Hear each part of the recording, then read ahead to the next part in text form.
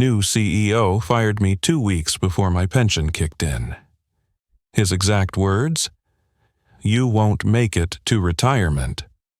My name is Malcolm, and I gave that company 29 years and 11 months of my life.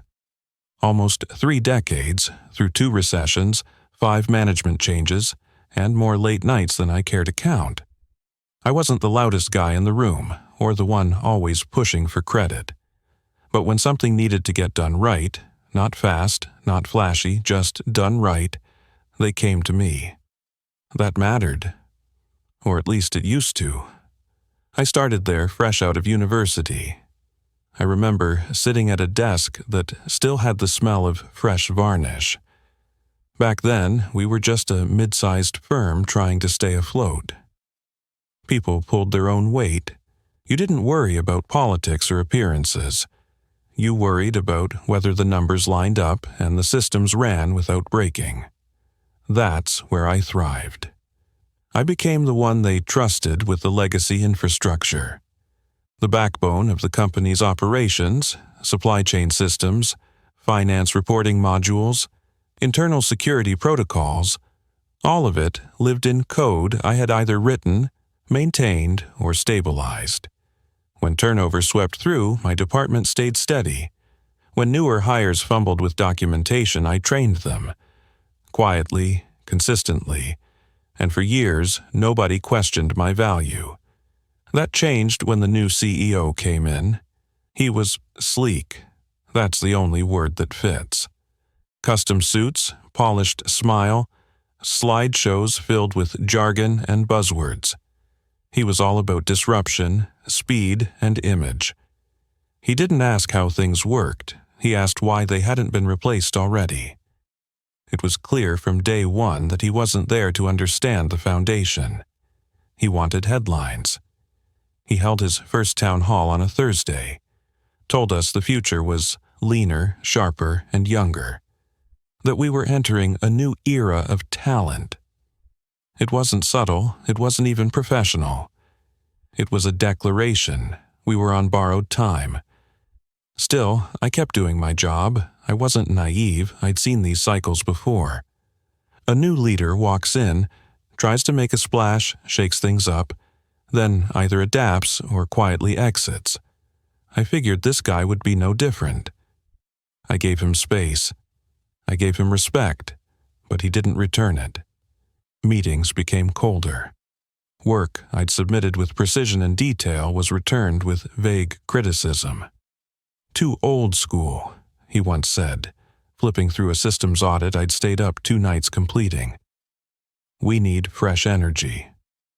I didn't even know what that meant. Energy doesn't patch vulnerabilities or balance year-end accounts.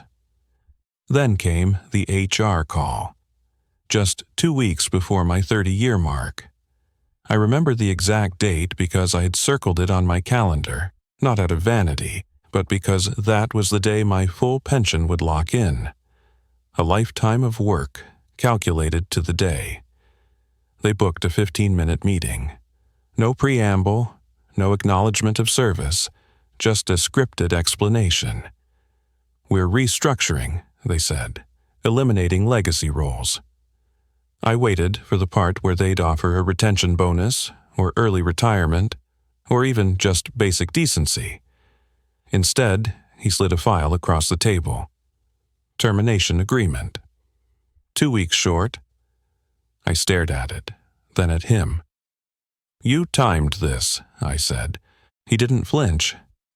"Malcolm, this isn't personal. We're moving in a different direction." I nodded, slowly, carefully.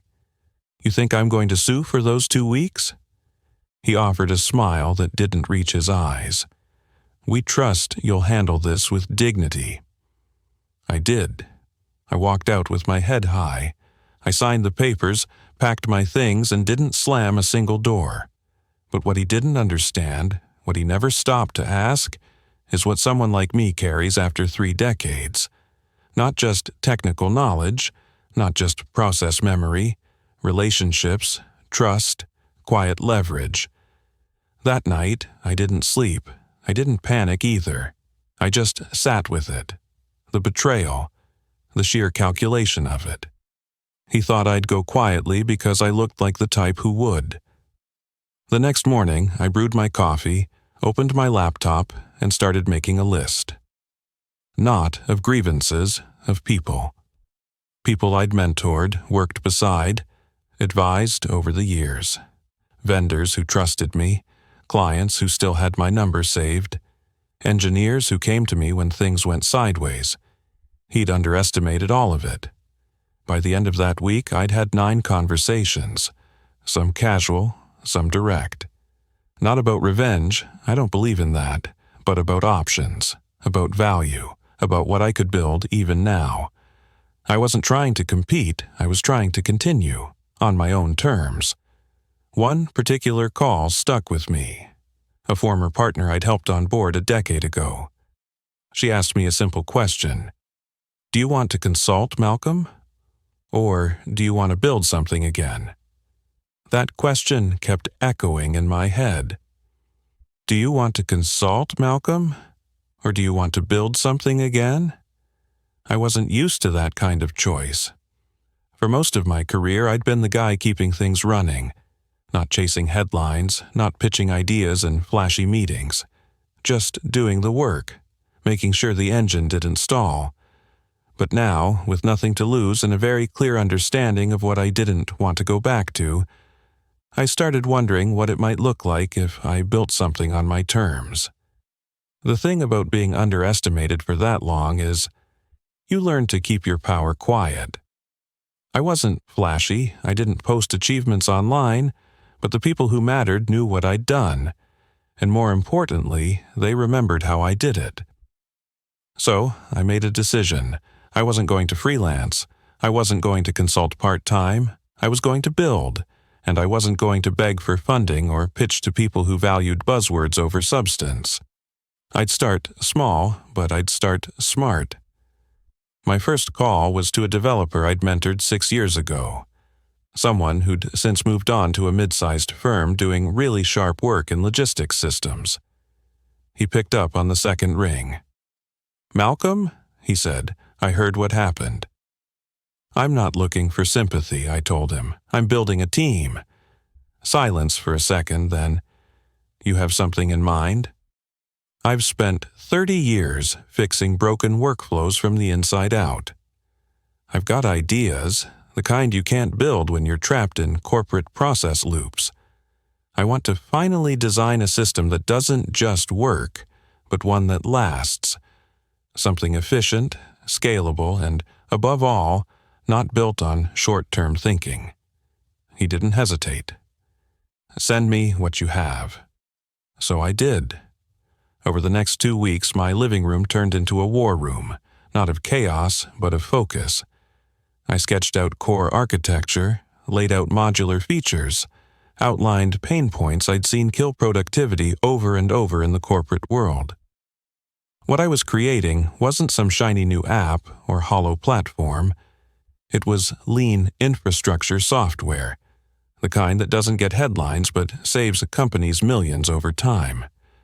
The kind that the CEO who fired me would never understand the value of until it was too late. 3 former colleagues joined early. Quietly but fully. They brought expertise in deployment, vendor integration, and compliance, areas where experience still mattered more than trends. We didn't rent an office. We didn't announce a launch.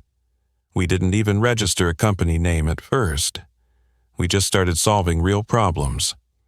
Word got around faster than I expected. I'd always thought of my work as private, maybe even invisible, but suddenly I was getting emails from former clients. One of them wrote, "I heard you're working on something new. Can we talk?" She ran procurement at a regional distribution firm I had helped back when the systems were crashing every other week. I hopped on a call. She didn't ask for a pitch. She just said, "Whatever you're building, we want first access." That was the turning point. With a pilot client secured and real feedback flowing, I filed paperwork to incorporate the business. We weren't a startup, We weren't trying to scale fast or attract investors. We were experienced professionals solving deep-rooted operational issues, quietly, efficiently, and with care. But here's the part that still makes me shake my head. 3 weeks after that call, I got an email. Not from the CEO, from one of the senior managers still inside that old company, the one that let me go 2 weeks shy of my pension. He was blunt. "We're having trouble with the new system rollout. Legacy processes are breaking. Can we hire you on a short-term basis?" I stared at the screen. Not out of shock, but quiet confirmation. I didn't reply, not immediately. Instead, I forwarded it to my small team and asked for thoughts. One of them responded, "We help companies that value resilience." Do they? Fair question. I thought about the countless nights I stayed late fixing their systems, about the rushed termination meeting, about the smug grin on the CEO's face when he said, "You won't make it to retirement." I also thought about dignity, so I replied, respectfully, clearly. "Thanks for reaching out. We're currently focused on supporting organizations aligned with long-term operational stability and integrity. At this time, we're unable to take on short-term contracts." I didn't gloat, I didn't jab, I just closed the door, and it felt good. But that was just one chapter. We were still early. We had one client, a working prototype, and a small but committed team. That's when the real test came. A former director, someone I'd clashed with before, reached out through a back channel. He had moved to a large logistics chain and wanted a full overhaul of their inventory and distribution tracking. Big contract, big expectations, and a short timeline. "We're shopping for a solution that works across multiple regions, custom integrations, full audit trails, and zero downtime," he said on the call. I didn't pretend we were bigger than we were. I told him what we could do and what we couldn't yet. He respected that. "You're the only one not trying to sell me something shiny," he said. "You're just trying to fix the thing that's broken." We signed a 6-month contract the next week. Suddenly, we weren't a small operation anymore. We were fielding daily requests, quiet ones, nothing public, but steady. The CEO who fired me. I don't know what he thinks now. I've heard whispers. Their internal rollout has had delays, bugs, even minor data leaks. He's probably hired another round of consultants by now. He'll probably give another town hall filled with empty slogans. And I won't be in the audience, because I'm building something that will last longer than his tenure. Because 2 weeks before my pension kicked in, he tried to erase 30 years of value. People think success after a fall comes with some kind of big bang. A moment where you stand on a stage, lights in your face, applause ringing in your ears. It doesn't. Sometimes it comes on a Tuesday afternoon, when you're reviewing server logs, sipping a cold cup of coffee, and your phone buzzes with a message that just says, "We just hit our first million in client savings." Thank you, no signature, no small talk. Just that one line from a client operations manager. Someone who'd once sat across from me in a boardroom 10 years ago and now trusted us to optimize his entire logistics backend. That text didn't feel like validation. It felt like closure. Because what I'd set out to prove was never about revenge. It was never about making someone pay for cutting me loose weeks before I was due to retire with dignity. It was about making sure I didn't disappear quietly, not because I needed applause, but because I still had use. And I wasn't going to waste that on bitterness. The months that followed were more stable than I expected. We didn't chase fast growth. We didn't take on flashy clients. We stuck to solving specific problems for organizations that were sick of overpromises and under-delivery. By the end of our first year, we'd signed 6 contracts, all referral-based. No marketing team, no paid ads, just people telling people, "If you want it done right, call Malcolm." We kept things lean. I paid my team well. No inflated salaries, but fair compensation, with a stake in the business. And every decision we made came back to one principle I'd learned the hard way: build for the long haul, not the quarterly report.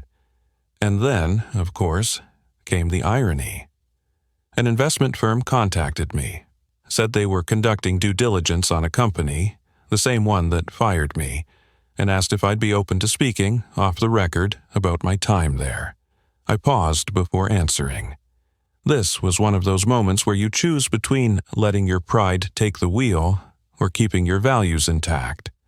I didn't badmouth anyone, I just told the truth, calmly, with detail, and without embellishment.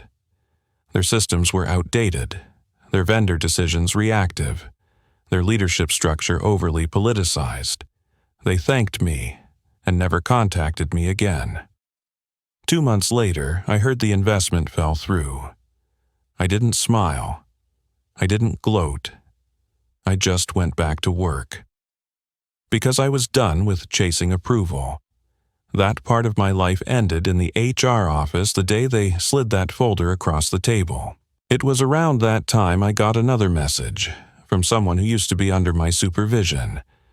We'd kept in touch sporadically over the years. He wrote, "I'm up for a VP role. They're asking how I built the process that helped us avoid that shutdown in 18. I told them it wasn't me, it was you. Just wanted you to know." That one caught me off guard because I hadn't thought much about legacy. I'd been so focused on rebuilding, on proving something, I forgot what mattered more was what stayed behind when I left a room. Turns out, some of it did. The systems I helped design, the people I trained, the mindset I tried to pass on. Do the job right even when no one's watching. That stuck. It reminded me of something I used to say to the younger guys, back when I was still trying to mentor from inside the machine. You'll know you did it right if it keeps running after you leave. Now, I finally understood what that meant. And then, nearly a year after the termination, a package arrived at my door. Plain box, no return address. Inside was a plaque. It read, "In recognition of your service, your standards, and your silence when it mattered most." Some of us still remember. No note. Just that. I don't know who sent it, I never will, but I left it on the shelf next to my old notebooks. Not because I needed a reminder, but because it confirmed what I'd started to suspect. Not every story ends with a retirement party. Some end with dignity, built piece by piece, outside the very system that tried to erase you. I never got my pension. I never got my send-off, but I did get something better. My own name on something real. And most of all, I got my time back. So when people ask me what I'm doing these days, I just tell them the truth. I'm building carefully, I'm working quietly, and I'm not done yet.